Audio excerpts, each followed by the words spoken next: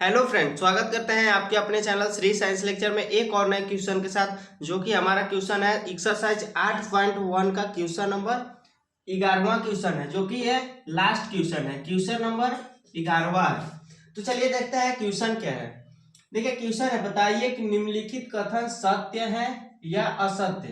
कारण सहित अपने उत्तर को पुष्टि कीजिए। इसमें देखिए इसी तरह का 5 क्वेश्चन है, उसका कारण बताना है और उत्तर सहित पुष्टि करना है। यहाँ पे देखिए पहला जो क्वेश्चन है, tan a का मान सदैव 1 से कम होता है। क्या ये कह रहा है कि tan a का मान सदैव 1 से कम होता है, तो ये सत्य है या असत्य। तो इसका जो आंसर हो जाएगा वो हो जाएगा, क्या हो जाएगा, असत्य। क्या हो जाएगा, असत्य।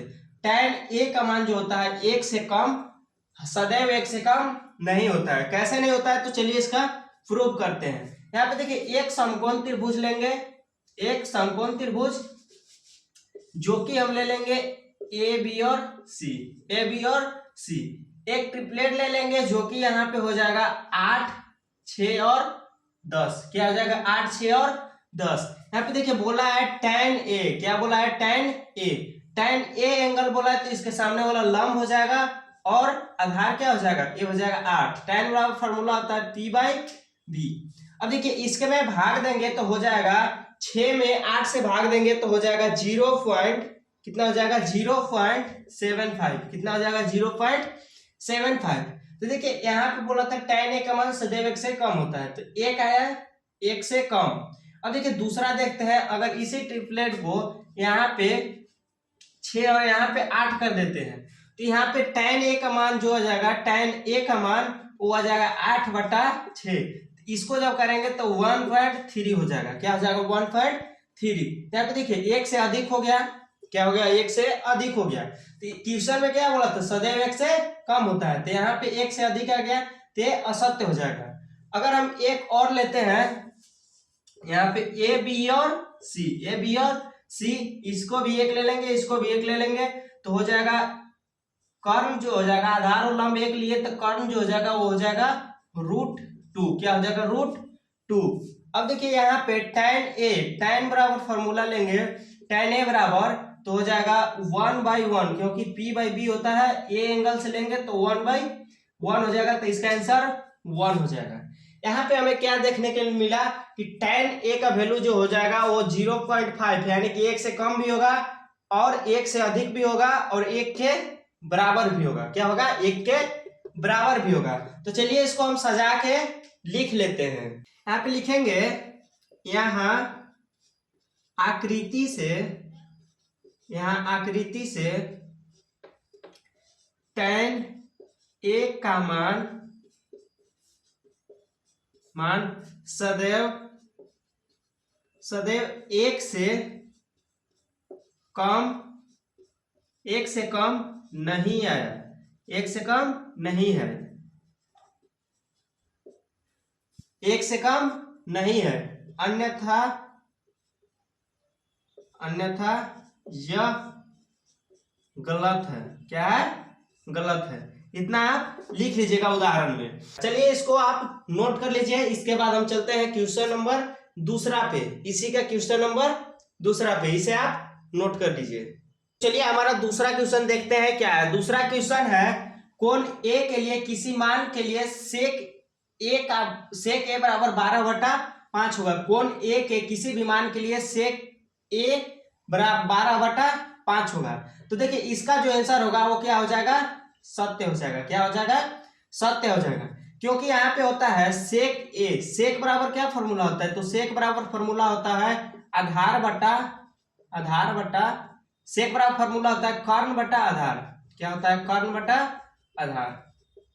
इसमें देखिए कर्ण कितना है, तो 12 है, आधार कितना है, 5 है। तो यहाँ पे देखिए कर्ण 12 आ गया और आधार 5 आ गया। तो यहाँ पे देखिए क्या है, कर्ण जो है वो सबसे बड़ी भुजा है, क्योंकि यहाँ पे अगर लंब निकालते हैं तो लंब हो जाएगा, लंब अगर निकालेंगे तो हो जाएगा 12 का स्क्वायर माइनस 5 का स्क्वायर, तो 12 से कम ही आएगा। तो यहाँ पे लिखेंगे यह कथन सत्य है, या कथन सत्य है क्योंकि कर्ण सबसे, क्योंकि कर्ण सबसे बड़ी भुजा है, कर्ण सबसे बड़ी भुजा है। फिर से एक बार समझ लीजिए, यहाँ पे बोला है कोण ए के लिए किसी मान के लिए सेक ए बराबर 12/5 है। तो इससे आप बोलेंगे कि यह सत्य है। कैसे सत्य है? तो सेक ए बराबर होता है कर्ण बटा आधार, कर्ण इसमें 12 है, आधार 5 है। अगर लंब निकालेंगे तो कर्ण में से 5 को, कर्ण का स्क्वायर में से 5 के स्क्वायर के घटाएंगे तो कर्ण लंब आ जाएगा। तो यहाँ पे बोलेंगे कि यह कथन सत्य है क्योंकि कर्ण सबसे बड़ी भुजा है। तो कर्ण सबसे बड़ी भुजा है तो इसे बोलेंगे कि यह सत्य है। चलिए इसे आप नोट कर लीजिए। चलिए इसके अगले क्वेश्चन पे चलते हैं, क्वेश्चन नंबर 3 पे। यहाँ पे देखिए अगला क्वेश्चन है कॉस ए कोण ए के लिए कोसेंट के लिए प्रयुक्त एक संक्षिप्त रूप है। यहाँ पे देखिए बोल रहा है कॉस ए कोण ए के लिए कोसेंट के लिए प्रयुक्त संक्षिप्त रूप है। यहाँ पे इसका जो आंसर हो जाएगा वो हो जाएगा असत्य। क्या हो जाएगा? असत्य। क्योंकि कॉस ए का जो होता है वो होता है, क्या होता है? कॉस ए का जो होता है कोसाइन का संक्षिप्त रूप कॉस ए होता है। कोसाइन का संक्षिप्त रूप कॉस होता है। क्या होता है? कॉस होता है।